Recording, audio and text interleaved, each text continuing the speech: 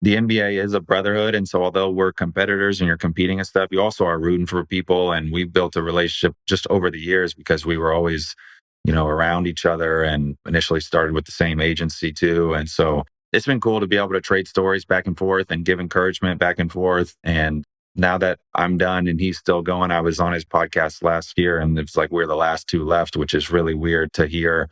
So I'm always rooting for him. And as you mentioned, he is a part of our company Form, where we're trying to basically help kids learn how to shoot and really help that next generation of basketball players. So he's a great ambassador for us. Welcome to the Sports Backdrop, where we use sports as a backdrop for way bigger conversations. That includes discussing the latest trends and developments in the world of sports. I am your host, Eric Kazmov.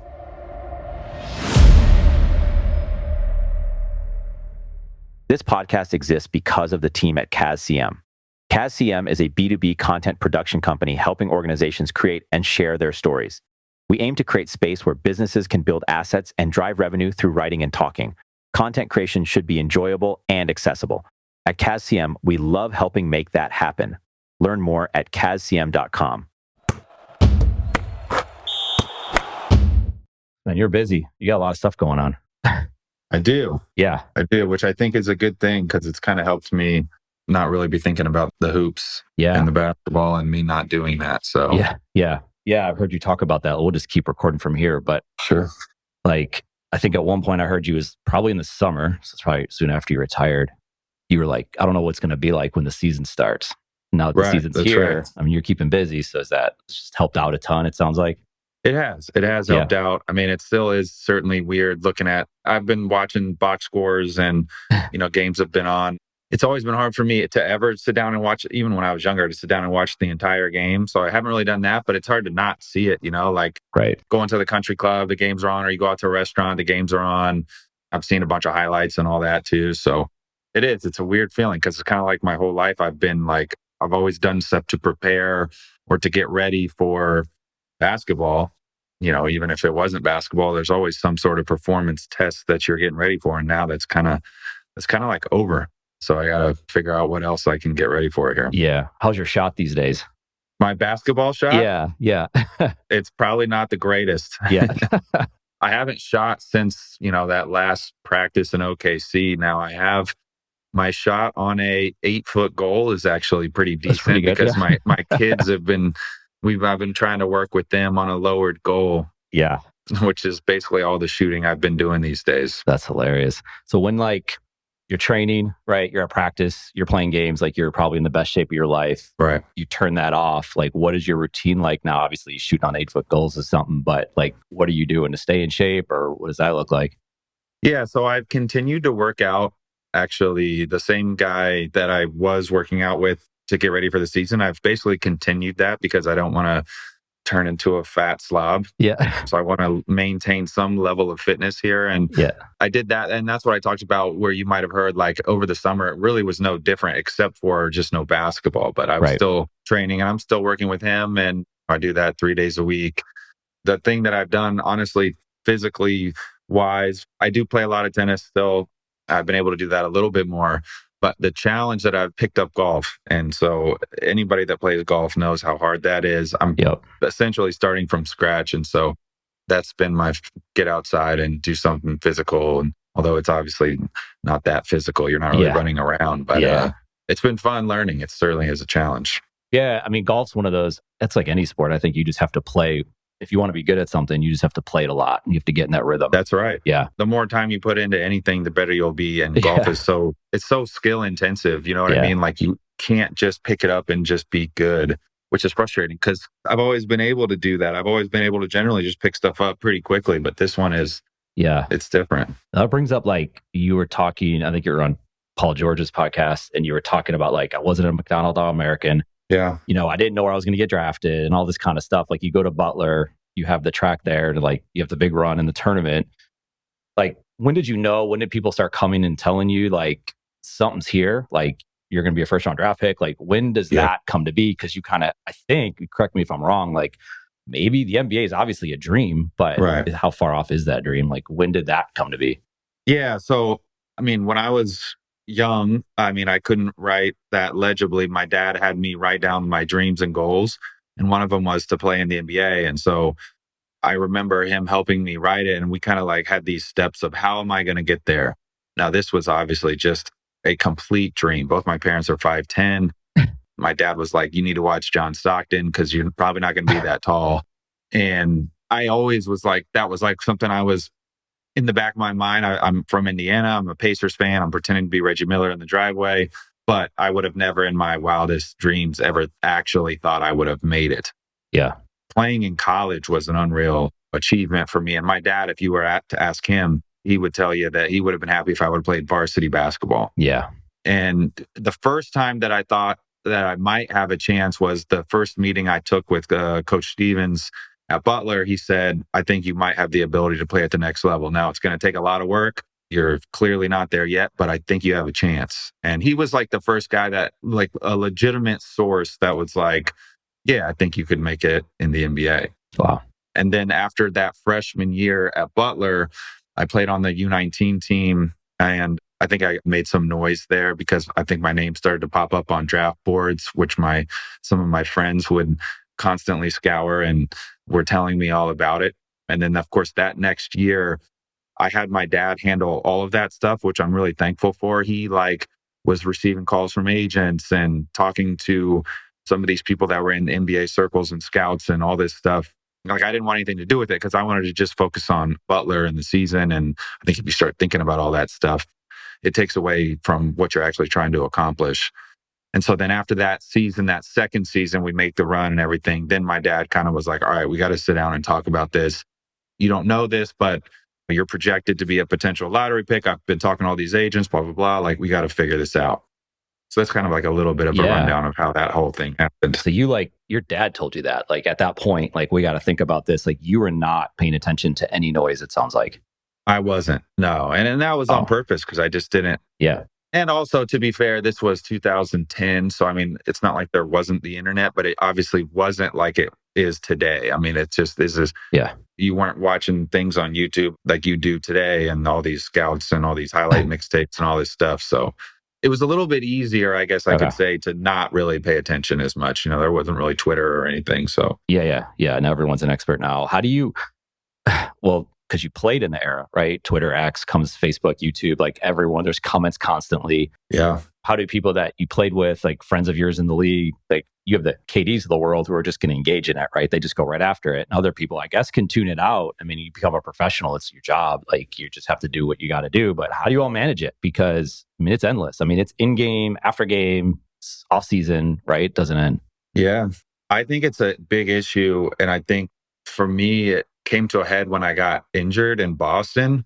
I was never really like a big social media guy, but of course I'm checking it and stuff. And then when I got injured in Boston, where I can't play and I'm just sitting there doing tedious treatments or just laying there, you know, with my leg up and I can't do anything. And now you're reading comments and all this stuff. And on the one hand, at the very beginning of it, everyone was so positive, and that was really encouraging to see, because you're getting messages from people around the world and athletes around the world, like wishing me good luck and all this stuff. And so that was super encouraging. But then as the season goes on, it's just, you're like reading comments and you're just thinking about where I fit in this team and all this stuff. And so it got to a point where I was like, all right, I just got to get off of this. And so I just basically got off of social media, stopped reading the comments.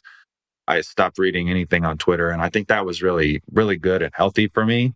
As you mentioned, I mean, certainly everyone's different, and some people are able and capable to be all engaged and involved with all that stuff. And I think that's really cool because you're able to kind of connect with fans in a way that you would never be able to. At the same time, I think there's guys that can't handle it, or it's a lot for people to handle. And then you have people talking about mental health and all this stuff. So my thing was, I was just like off of it.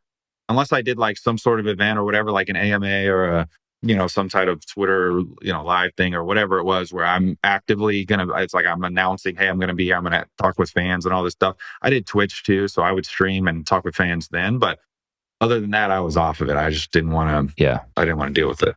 There's like an awareness of it, I suppose, and like this discipline that clearly you had before. So you already had the discipline. And so then you're just applying that discipline to just other areas of your life when you're like, wait a second, I'm going down these rabbit holes and this is not working for me. Right. And this is going to take me off track for sure.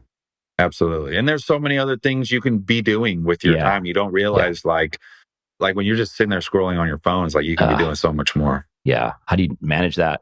I don't know how old your kids are. Pretty young, 8-foot goals, right? All that kind of stuff. Like how are you managing it? How are you getting ready to manage it? Right. Like we know more, but we don't know what the long-term experiment is with these phones right now. So my kids are 9, 8, okay, 5, and 4. Yeah. I should be knowing that way easier, but they're kind of like my older ones are coming into that age, but they're still not there yet. I mean, they don't have phones or anything. And I think the nice thing is that they're not the first generation that's having to go through this. So I think people are starting to wisen up to it a little bit. But yeah, I mean, it's a fine line because all these kids now talk on social media and they hardly text from what I've been hearing. It's all through all these different apps. And so on the one hand, you don't want your kid to be excluded from all this stuff and not be a part of everything. But on the other hand, it's like, I know how out of control it can be. So you're like, well, we're not doing that. And so it's a balance. I think it's something that all parents in this generation are trying to figure out. Yeah. You brought up your injury before and your kids' age. And I guess, there's 6-7 years ago or something like that. And there's a couple different things. I guess the first question that comes to mind, like, was your kid aware? Was your oldest aware of what had happened? I mean, obviously not to that level. No, nothing. Okay. No, they were like 2 and 1, I think. Okay, so they're super young, and so they had no clue what was going on. That was the best part about having kids that young at that age. When you're in professional sports, is like, it doesn't matter if you scored 100 points or you scored 0 points. Yeah. They could care less. I mean, they're just out there happy you're home. And I remember they were decorating my cast, and actually I'm sponsored by Anta, and they made me a shoe. And the favorite colorway they ever did for me was they took the cast that I had, and it was all decorated. I had 2 girls at the time. It was all decorated with like flowers and stickers and unicorns and all this stuff. Awesome. And they made, and all these, random colors, and they made that into a shoe colorway, which was really cool. That's very cool. Did you, I remember it, and I'm from Buffalo, so not that long ago, you had the whole Damar Hamlin situation. There's these freak accidents, these scary injuries that take place. And I talked to someone, recently actually from NBA Mind Health. We had Dr. Kensa Gunter on our podcast, who's the director of NBA Mind Health, which I think the NBA is one of the leaders when it comes to mental health. Yeah. So she was on the podcast and she was talking with one of the people that we work with that hosts the podcast that's also a mental health professional for athletes, and talked about trauma even for fans, watching these things play out on TV, right? They're seeing this thing, they see what happens with Damar Hamlin. A lot of people, you saw fans in the crowd, crying, all this kind of stuff.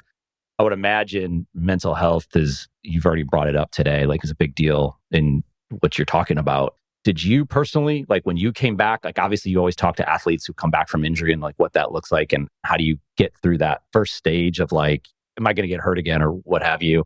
And I'm kind of going down different paths right here. I mean, take that how you want it when it comes to mental health, your injury and everything that's around that. I mean, I don't think I personally, when I first came back, was thinking about not getting injured as much. Certainly that's in the back of your mind. For me, it was more like the mental health and the doubting myself. Because when I got hurt, I was in the prime of my career. I was just an all-star. I was probably at the height of where I was. And so then I have this major injury. And I think the things that I dealt with was can I be at that level again? Will I still be that player? Will I still be the athlete, be able to play like I was playing? Yeah. I didn't really have too many thoughts of I'm afraid that I'm going to get hurt again. Yeah. So I think that's what, for me, was the thing that was really hard to get through and get past. Yeah. Yeah. And I mentioned before, you're on Paul George's podcast. He's a part of your company Form, right? And you seem to have, there's all these connections that you all have, you getting drafted next to each other, him going to Indiana, right? Where you're from, and all this kind of stuff. And he has his injury. Talk to me about the relationship you have with him, what that's been like for your career. Yeah, we do have all these weird connections that have intertwined our careers. And I was there when he got injured. I was actually on the team in Las Vegas on that select team. And the NBA is a brotherhood. And so although we're competitors and you're competing and stuff, you also are rooting for people. And we built a relationship just over the years because we were always, around each other, and initially started with the same agency too. And so it's been cool to be able to trade stories back and forth and give encouragement back and forth. And now that I'm done and he's still going, I was on his podcast last year, and it's we're the last 2 left, which is really weird to hear.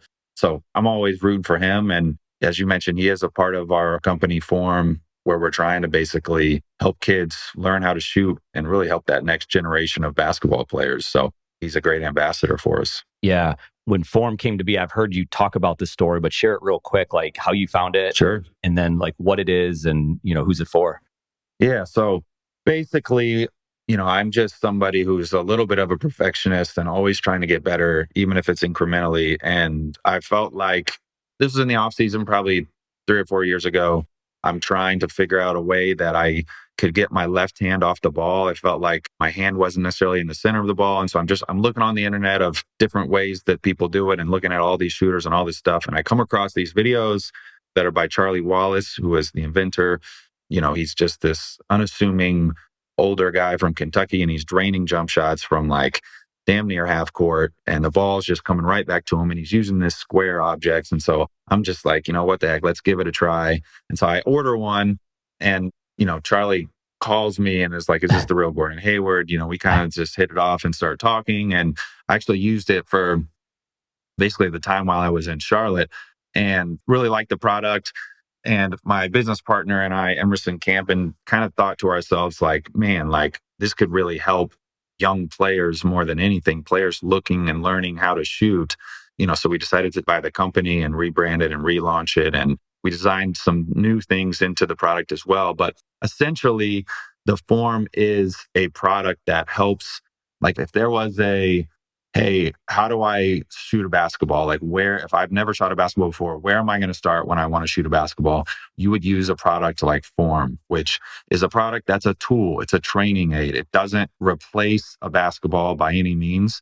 When I was using the product, I shot it around the house more than anything. But if I shot it on the goal, on an actual goal, I would only do it for 5-10 minutes. And then I'm moving back to a basketball. So it's a tool, it's a training aid that helps you learn how to shoot. It basically makes you get like that form that everyone wants to have, where your elbow's in, your wrist is aligned. It helps you put your hand in the center of the basketball, because if you want to shoot straight, your hand has to be in the center. It really, because of the shape of it, it's a square, it's a cube. It helps you get your left hand or your off hand off of the balls, because you're really shooting a basketball with one hand. And then because of its unique shape, when you shoot it correctly, it's going to spin correctly, and you'll see that on a singular axis. And so it's just really easy to see it. So it's self-correcting. And so you basically, that you did it right. And one of the things that, like I mentioned just a minute ago, that really helped me was you don't necessarily need a hoop. And so I would just shoot it on my couch, like just shoot it up in the air while I'm watching TV or whatever. And so I think that's really cool, because there's a lot of kids that maybe don't have hoop in their backyard or don't have necessarily access to a gym all the time. And so then when they're at home and they want to still be practicing, you could pick up the Form and kind of just groove your shot. And so that's kind of the general gist of it. Yeah. How has it been going? And to add to that, like the feedback that you get from it immediately is really good, because I know a lot of stuff going on right now is on the analytical side. So you got apps for it, right? You have data coming back or you need a coach next to you telling you like, here's what's going on. And where this is actually giving you almost instant feedback, because you could tell, like you said. Yeah, no, that's the thing. Like I did a bunch of like diligence on this. I asked a bunch of other NBA guys, NBA coaches, like, what do you think about this thing? There's a lot of, I guess, basketball tools that will track all that data that you're talking about. They're tracking how many spin revolutions you have in your arc, how much arc you have and all this, but there's really nothing that helps. Like that doesn't ever help you like actually get good form. And so that's what I thought was cool, is that this thing legitimately helps you get the form that you're looking for, because if you don't do it correctly, you'll see right away, because it's a square. I mean, you'll see the thing will wobble like crazy and it's like, I didn't do that right. So I got to change what I just did. And it's very simple too. It's not like you got to like wear something or attach something. Yeah. It's essentially just like a ball that you just take with you. Yeah.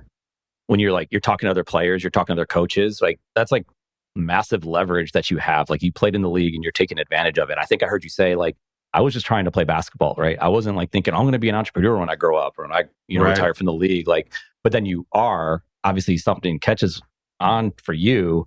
And then you just take advantage of like the resources you have. Like I'll hear of college athletes. Like I heard of a quarterback and he was like a 5th string quarterback. He had to transfer to Ohio State, or maybe he's like 3rd string at this year. I think it was like Justin Fields is there.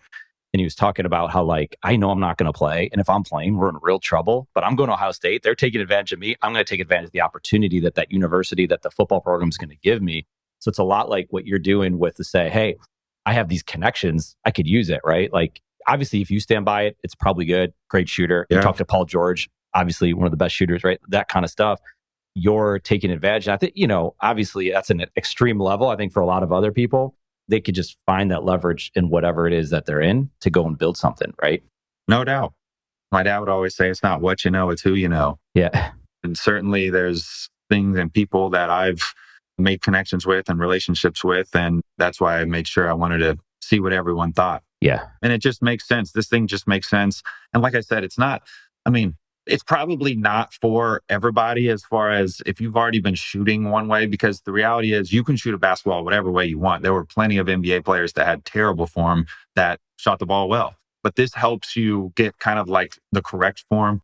And it's a place to start. As we've talked about already, I've got little kids. And, in 15 minutes, I could work with my girls and they have a great base and a great foundation. Yeah.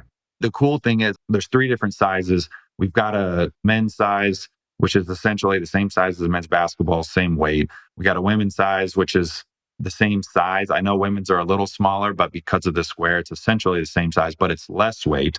And then we've got a kid size, and that's to me the best size because too many kids in America, we play with big basketballs for no reason. They're heavy. They can't shoot it. They can't hardly catch it. And this thing really is small enough that these kids can get their hands on it and they can actually shoot with one hand. Kids are always shooting with 2 because they're just trying to get up to the rim any way they can. They need the power. Yeah. This thing is really small. And so they're able to just like practice shooting with one hand, getting their hand off of it, getting the right form. Even for my girls who are just starting out in basketball, they've been able to kind of have some sort of foundation, which has been really cool to see. Yeah. Yeah. I found myself yesterday at a middle school boys basketball game. It's pretty wild. It was packed. It was super loud. It was just nuts. Like you got parents yelling. Like youth sports and basketball in general pick any sport for that matter. You've seen it, I'm sure. Like you grew up in it and things have changed quite a bit. Like I see you shaking, nodding your head, doing all the different things. Like it's a nightmare. It's a circus. Okay. Like youth sports to me, I just think it has changed dramatically. When I grew up, everybody played every sport. It was very seasonal. It was also a lot of times through the high school. Now I did AAU, but it was seasonal. I played every sport until 7th grade. And then I basically played basketball and tennis because I felt like baseball was too slow. But I played tennis in the fall, basketball in the winter. And that's just how it went. Nowadays, everyone's specializing so early, which on the one hand is making the skill in whatever sport they're specializing. Kids are more and more skilled, but I think a lot of kids burn out.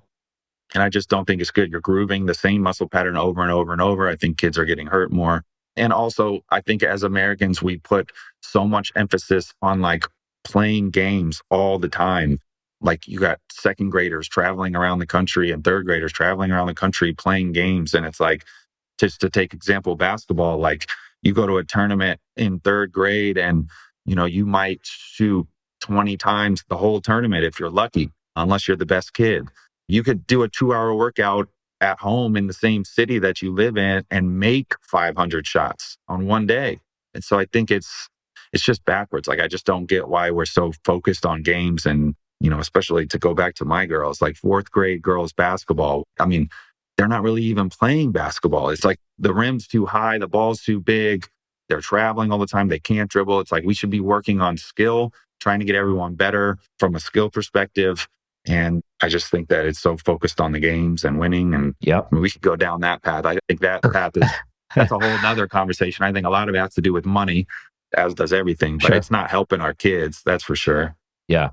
How does this change, right? Because it's in all sports. Like I saw the same thing in baseball as an example. You get 3 at-bats. You have 3 at-bats in a course of an hour and a half where you could have taken how many swings in the batting cage or, in a practice or something. It's gone to this path, but when you talk to enough people who are in the game, who have played the game, they're all saying something very similar to what you're saying right now. Yeah. And tell me, obviously you had friends who played internationally. Like when they're growing up, is it different how they're playing? Are they not playing as many like AAU games? I know they could play 6, 8 games in a weekend, right? Yeah. So what does all that look like?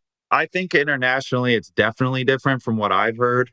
They're not playing as many games. They're working way more on skill development. I've heard that overseas, they're playing with lower rims, playing with smaller basketballs. I think some of it has to do with like, the problem is you've got all these organizations in different cities that are established. It's just like what you do. And then on top of that, it's like, you have a kid and like they have friends and their friends are doing this league. And so it's like, I want to do that with my friends. Yeah. It's easy to do that. And also, I think if you want to do it a different way, who's going to run that? Yeah. Like, does that mean that I'm going to have to start my own thing and now I got to find a gym or a place to do it? And then I got to try to recruit some other kids. There's lots of problems that start to arise. And I think it's just easier to just go with whatever's already established. So maybe I need to step up and start my own thing here in Charlotte. Well, I know there was a middle school girls team, and the girls that trained with that coach in the off season, private training, were on the team. Yeah. The girls that did not were not on the team because they were playing different sports. And pick a sport: hockey, soccer, or baseball, right? Sure. And then you hear parents talk, you're like, well, if I want my kid to play on that team, they have to do this training. So I have to shell out all this money for this private trainer, right? And that's the only chance you have. Right.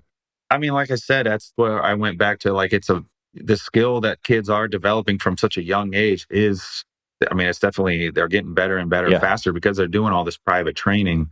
I just think what parents have to understand is, like, if your kid doesn't make the team in fourth grade, that's like the elite team in fourth grade, like, who cares? Right. Like, honestly, like, fourth grade national champion doesn't necessarily mean anything. Yeah. And so it's like, just go do your own training somewhere else or play a different sport. What you don't realize is you're training your brain, you're training different muscle patterns, you're getting better in other ways. And I think at some point in time, probably when you get to be middle school-ish, we might need to start, like, specializing a little bit more. So it's like you can't play every sport or else you're not going to be jack of all trades, master of none. But I think up until then, like, certainly it's like, go play other sports, go have fun, like, go be a kid. Like, there's time for you to make it up. You know what I mean? Unless there's probably a couple sports here or there, like, like golf, like tennis, maybe, where it's like, okay, probably should specialize a little bit earlier because those are so skill intensive. But even those sports, you want to be an athlete. Yeah. I think you want to be with different friend groups and you want to be experiencing all of it, because how do you know if you really love something or not? Maybe you don't even know that you love tennis because you never gave it a chance, or soccer, or whatever else, because you were specialized in baseball from 6 years old. Yeah. Day after day, week after week. Like, yeah. Unless you got a kid that just loves that and he's obsessed with it and all that, then maybe he might be an exception. Sure. College basketball, you got overtime elite, you can go international, you got all these things. And this isn't even basketball. Like, recruiting starts pretty early in high school. If, you're good, like, hey, we're going to start recruiting you. And then there's all these websites that you go and you put your videos out there. College is super expensive. So a lot of parents are out there like, hey, this is a ticket to potentially get free college or discounted college and whatnot, which is great, right? I think that's an amazing thing, that if an athlete can take advantage of that, and there's other ways, other scholarships to take advantage of it. So parents are looking for their kids to go play. Like, a lot of parents are out there, you're going to specialize, you're going to do these things because you're going to go get a college scholarship, right? I mean, that's what I was kind of alluding to. Like, I think that you have time to make up for that. Like, I don't think you necessarily need to specialize that early. I think once you get into middle school age and stuff, it's probably going to be beneficial for you to start picking a couple sports. Maybe, like I said, we can't play all of them at that point in time. I think you got to pick one that you really like, or pick two that you really like, and go after them. Yeah. If you want to play in college, I just think that it's hard. I get it. I see it from both sides as a parent. Like, I want to give my kid the best chance to play in college or play at the next level or whatever. So I get that. But I just would say, I think that doesn't necessarily, doing it year round maybe will not be the best way for your kid to do that. Yeah. Like I just said, I think there's other things you learn and you get better at. You become a better athlete by playing multiple other sports, by doing other things. You don't get burnt out.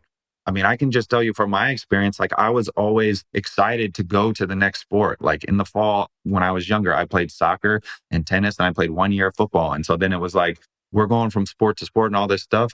And after the fall season, I'm like amped to get to basketball because I haven't played basketball in 3 or 4 months. So I'm like really excited. And now I've got this passion to do basketball. And then once basketball's over, I'm ready to go play baseball. And then once baseball over, it's back again to the fall sports. And so I don't know. I think it's a fine line. I think you got to take case by case with your kids. I mean, like I said, if you have an obsessed kid who really wants to do it, by all means, go for it. But I also think genetics is going to come into play too, So it's like, at the end of the day, the cream always rises to the top. Like, genetics will play a huge factor no matter what. So all these parents that are sending their kids to like these, like IMG and all, like, I don't know. I just think that you're giving up your kid's childhood to give them maybe a slightly bigger chance of playing at the next level. Like, it's not like it's a guarantee when you go to IMG or anything like that. And I think you can, my buddy always says, like, never underestimate what your child will learn by you sitting down at the dinner table with them and having family dinner. You know what I mean? Like, the impact that you have being around your kid is, I mean, it's way bigger than sports. So it's... Yeah, man. That means something coming from you, right? So I hope people hear that. There's just so many ways you can get better as a player, for example, in basketball, than necessarily going across the country to do some tournament or event or sending them to IMG. I just personally feel like there's so many other ways you can do it. Yeah. And so it's tough, though. I get it. Like I said, I see it from both sides. You're, as a parent, you're sitting there like, maybe this will give them the best chance. But yeah, you said it earlier on, it is a business, and there's a lot of companies out here. They make a lot of money. Absolutely. And they're running a business, right? And they're taking advantage of what opportunity they have. And some mean very well, and they're doing great things. But at the same time, it's tough, right? I mean, thousands and thousands of dollars at some of these leagues, and the travel that takes place. Like you said, you're taking families and going in different directions. But yeah, I don't know. Right. It's too many games overall. It's way too many games. There's your answer. That's it. In summary, it's like way too many games. Like, I think if you were to find somebody, just from a basketball standpoint, if you were to find somebody in your city that did workouts and you were able to do workouts with that person, instead of traveling to, I live in Charlotte, instead of traveling to Florida for a tournament, if you did a workout on Friday and on Sunday, or Friday and Saturday, you're making 1,000 more shots. You're making 1,000 more shots. And if that person has somebody else, like, playing ones, playing twos, playing threes is way, way, way better than playing fives and hardly touching the ball and potentially sitting on the bench. Like, way better. Yeah. Like, not even close. You're going to get better faster. I think that's what it's all about. If you're trying to get better as a player, that's what it's all about. Yeah, man. Yeah. We keep going down that one. OKC last year, we take you and all your teammates that you think they have the same type of feeling about this, about U Sports? Well, OKC was a bad example because all young. Those guys are, guys are just That's removed from U Sports. Yeah. There was only maybe one other guy that had a kid. So it was like, that's wild. They were a little bit of a different example. They came from that generation, right? Yeah, that's right. To take some 30 plus players from the league, they all have the same feeling that you have for the most part, if we're projecting. I would think a lot of the older players would feel very similar to me. And I've talked with a lot of other people from different sports too. I mean, I think our youth sports in America is really messed up right now. Yeah. Well, man, I enjoy talking about that with you. I agree. I got 3 kids myself, so I've seen it. I've watched it. I think the parents on the sidelines is a whole nother set of issues. When you watch that take place and what's happening, like in baseball, it's coaching behind the fence. In hockey, it's like behind the boards. And basketball, like, and you see it, man. You see the tears start coming down. And I don't know. I don't know everyone's situation, so I'm not here. It's right for me to judge on it, but it's a problem. No doubt. It's a problem. No doubt. Yeah. So then you go to college. So when you were in college, we didn't have NIL. We didn't have transfer portal. I don't know what would have happened when you were freshman year. I mean, you obviously had a great coach. You had a great team. So chances are you stay. I did talk to a college football player once, and he didn't play freshman year. They brought in another safety that was going to replace him. He's like, man, if I could have gone, he could have gone to Duke and played. Yeah. But he had to sit out a year. So he's like, I'm not doing that. It's so different right now. I mean, I was watching, it was early on. I think it was Ohio State, Texas. Ohio State has 5 transfers. Texas had 6. Wake Forest last year, like their entire starting 5 or something like that. And I'm not complaining about it. I'm just saying it's just the new way. It's a new era. Yeah. Like, what do you think about all this? Oh, man. I'm not necessarily the biggest fan of it. I think the NIL is probably fine. I think they need to fine tune that a little bit, but it's the transfers. I think the transfers is the biggest issue for me, because it would be a nightmare to be a college coach right now. You got to recruit your own team every year. Yeah. I don't know what the solution is either. Yeah. I think they're trying to figure it out, but it's got to be something, because it's just hard. Like, if I just use me as an example, and like you said, who knows what I would have done? We did have a good group of guys. We had a great coach. Yeah. That being said, like, if I play the way I did my freshman year in college, which was like, wasn't great, but we went to the tournament, whatever. And then North Carolina comes knocking and they're about to pay me $1 million. Like, how do I turn that down? Yeah. I don't know if I'm going to go to the NBA. Like, you're getting $1 million to go play basketball somewhere else. Like, yeah. I don't know how I turned that down. Like, especially back then, that's like life-changing money. That gives you such a head start on life. Oh, man. And so then I'm like looking at Butler like, well, I'd like to stay. What are you guys offering? And they're like, well, we'll give you a 50 or 100. I mean, right. How could you not go? Yeah. You know what I mean? Like, so it's like, I don't blame these kids either. Yeah. But like, that's really hard on Butler. Like, what is Butler to do there? I don't know. Like, how are they supposed to compete? Yeah. I don't know. I guess you pick up kids that, where the deal fell through or something happened right on the back end of it. We're like, oh, we're going to give this kid $1 million. And he turned out to be a $50,000 player for that. And we're like, well, man, we got to replace you. So you got to go transfer to some other school, mid-major. I don't know. Yeah, it's just, there's a lot of issues that start to arise. And also, here's the other thing that it happens in the NBA all the time, but then you would have this happening in college too. Like, all right, so let's say I'm on a college team and I'm making 50 grand. And then we get this guy who comes in, they're going to pay him $1 million. I'm making 100 just to make it a little better. And he's making $1 million though. But I'm like looking at him after the game, he had 4 points and I had 25 or 30. And I'm thinking to myself, like, why are we paying him $1 million? Like, to me, it's that you start like, it takes the winning out of the equation.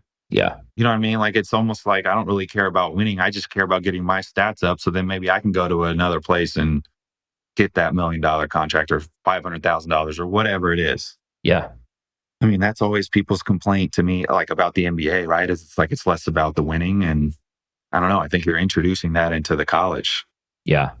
Did you see that in the NBA? Like, did you feel, or did it depend on the team and the culture of that team? Like, what is this team about? For sure. Yeah. For sure. We could debate this, but players would say that like coaches get paid on wins and players get paid on stats. I mean, GMs would tell you if we win, everyone will get paid. And to some extent, that's true, but we better win the whole thing. Right. You know what I mean? Like, it's a business. Of course, you're looking out for your livelihood. This is how you're paying for your family and paying for generational wealth and all this stuff. So it's like, I would probably guess that like, unless it's a player who's at the very end of his career, 99% of NBA players would rather average 25 and be not in the playoffs than average 7 and be on a contender. Oh, yeah. I just think that's human nature. And because they're going to pay the person that's scoring 25 a game a huge contract. Yeah. Yeah. And they're not going to probably pay the 7 to 10 points per game, even on a contender, nearly as much. Yeah. Yeah. So I just think that's how it is in the NBA. Yeah. And so, like I said, now you're introducing that a little bit into college. Yeah. They have options, right? You can go overseas. You can go to the G League, overtime elites. Like, you don't even have to go play college basketball. Right. And I think more and more are going. I don't know exactly what it looks like today, but I mean, the draft, you turn the draft on, it's like, it's not like we used to watch, right? Like Georgetown, Syracuse, North Carolina, Duke, Kentucky, right? Like constantly. It's different. It is. I don't know. I think when you have guys that are playing, like if you went to a college that was well coached, you can tell who those guys are as rookies versus the guys that don't do that. It's like they know, like a lot of times those guys know how to get a bucket. The guys that don't go to college, they know how to get a bucket. They know how to score one-on-one. They have no clue how to play the game of basketball though. Wow. Like no clue. So if you go to college. Compared to somebody that would have went to Villanova for 2 or 3 years. You know what I mean? Yeah. Like, it's so obvious. Like that dude knows how to play the game. Yeah. There's little things, little nuances in the game of basketball that maybe the average fan wouldn't necessarily see, but I would see right away. What about the scouts? Are they seeing it? That depends on the scout, probably. Yeah. Yeah. I think certain scouts are looking at the 6'9", 7'3" wingspan players that they think we can teach them how to play the game. We'll teach them how to play. Okay. And sometimes that works out. Yeah. But what I'm saying is there's an obvious difference between guys that would go to college, play for a coach that knows what he's doing, and guys that didn't. Yeah. Yeah. That's wild. And the numbers are changing, right? You have the, $76 billion media deal, TV media deal that the NBA just got. Is that what it is? It's something like that. Yeah, that's wild. Wow. Yeah, big number. The valuations of the teams are going up, right? It's like Mark Cuban can go out and cash out, just take some chips off the table and still own a percentage of the team. it's wild. I mean, what those numbers are and what that will do then, right, to the future player salaries, right, and everything else that they're building. Yeah. Never been a better time to be an NBA player. Yeah. It'll probably be not too long from now where you're going to have $100 million a year guy, I would imagine. Yeah. I think that speaks to the success of the NBA, and I think what fans want to see and want to watch. And so, yeah. When you were playing, were you playing early on? Were you seeing international? We talked about a little before. Were you seeing international players? I mean, obviously you see it in the league now, right? Like when Jordan was playing and that dream team went over there, like that was perhaps the beginning of like the start of all that. Like Tony Kukoc come over, Stojakovic, like some of these players. But like, when did you all notice? Because, and I guess what I'm getting at is the future of the league and how much international we have. I mean, these players can come over and they can play. And I don't know what it looks like from what you say when you like watch them on the court. You're like, yeah, but can they play on the team, right? Like, what do you see for the future of the NBA as it relates to the international side of things? Yeah, I mean, they're only getting better and better, which makes sense because I think the game's getting more and more global. So, yeah, I mean, America is still a small part of the world. So if everyone around the world is playing, you should have some players internationally that are going to be good. Right. You know, one thing that I always noticed right away is most international guys kind of like have a great feel for the game. They usually have higher basketball IQ. And I think that speaks to the way they develop kids over there. Most international players are going to be more skilled. Now, some of that is, I think that they have these academies and all this stuff over there. So I think if you're considered, you know, a good prospect or whatever overseas, you'll probably go to these academies and you're training from a super young age to be a basketball player. Whether that's good or bad that's debatable. But I think you can just see that the NBA guys that are from overseas or international places generally are more skilled and they know how to play the game. They play basketball the right way. Yeah. When you go back to the time when you started showing up at these elite camps or whatever, and at the very beginning of our conversation, you talked about how like I showed up, I started making noise. Like to get to that camp, like when you hadn't really done that before, what was that like for you? Were you like, just, I know I can play, I know I can show up here? So if I said that earlier, I would have misspoke. I didn't get invited to any of those camps when I was younger. The first time I started making noise was when I was on the U19 team. That's the team. Yeah. So, but you show up to that one. Yeah. So I played well there. I don't think I certainly didn't dominate. The team that I had, we were considered a team that didn't have any stars. Klay Thompson was on the team, but relatively, unknown. I was on the team, Shelvin Mack on the team. Those are three guys that played in the NBA. I think Tyshawn Taylor had a little dip into the NBA. A couple other guys had small time in the NBA, but we didn't have Cooper Flagg on our team. We didn't have this guy that it was like we didn't have Chet, or we didn't have any of these dudes so it wasn't like I was even from then, but going there gave me confidence for sure, because this was the first time I'd done anything like that. I'd never been on any Team USA things or anything like that. So going there gave me a lot of confidence going to my second season. Do you remember that feeling of walking in that gym that day? Where? When I was back at Butler? I'm going to show up the first time, you're going to the U19 to that first practice. I was nervous. My feeling was nerves. I was super nervous. That's what I want to know. Okay. I'd never done it before. You're playing against all these other players across the country.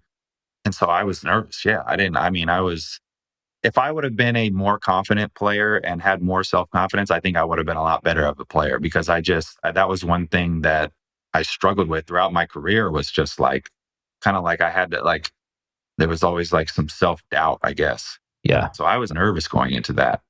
But once you get playing, then you're just hooping. Then it's just then it was fun and you're just hooping and it gets easier and easier. But it wasn't like I went in there I'm the best player here. I'm going to show these dudes who I am. You still deal with that now? So kind of putting it together with form, and you made a movie, right? You have all these things going on, and you show up to these new experiences. You show up to the golf course, you're I'm going to swing a golf club in front of all these people, and I'm an NBA All-Star. This might not look the best.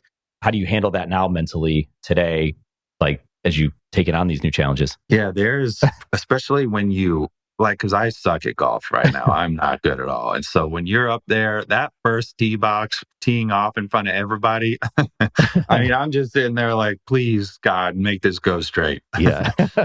But I mean, I don't know. I think that you get confidence in, I always got confidence in my game by repping and by practicing, putting in the work. And so I try to apply that in other areas of my life. And so for form, it was like confidence from there came from all the preparation and the work that we did prior to deciding to launch. Like that's going around and talking to everybody and making sure like, oh yeah, like this thing's legit, like this works 100%. Yeah. Now I don't know exactly what's going to happen, but if you put in that work before, then I think you let the results take care of themselves. Yeah.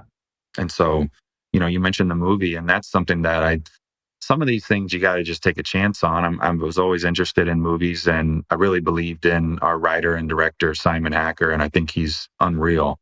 But some of the stuff you're just taking a chance. Like, I don't know anything about the movie industry. I'm a sponge now, and I'm learning all about it, and that's been really cool. And I'm in a position where I've met a lot of people circling back that have helped along the way. And so I'm excited about Whiskey Creek and where we can take that. Yeah. Notice to Quit, right? That's the movie? The movie is Notice to Quit. Did you have a chance to watch it or no? Haven't. No, I found out about it. Yeah. I got to watch it now. Well, so the Hurricane actually, it played at Stonecrest here in Charlotte. You know where that is? Yeah, of course. And so it was also at an AMC. I think it was over off South Boulevard, but the Stonecrest was like out of power. So we lost basically all of Stonecrest, which that was pretty brutal. But yeah, it's called Notice to Quit. It stars Michael Zegan, who's from Marvelous Mrs. Maisel. Casey Bella Suarez was the other lead. This was her first movie. She crushed it. But it's a family movie I related to about kind of like finding a work-life balance and figuring out what's important in life. And it's a super easy watch. There's some comedy parts to it. It's probably more of a drama. Initially, it was in theaters. It was 304 screens across the country, but that was we're a small independent company, so that was only for a short amount of time. And now we're negotiating a deal to help. First, we'll do rentals, and then we'll do, like a streaming partner, and then we'll do kind of like hotels and planes. So hopefully you'll be able to check it out here soon. Yeah. When it's out, we'll make sure to put the link in the show notes for where it's streaming. And I guess those are a bunch of conversations that you have to like now take on, right? Things that you're talking to, who knows, Amazon Prime, Apple TV, all these places that you're like, absolutely. You're having these conversations like, this is wild, man. Like you got a lot of stuff happening.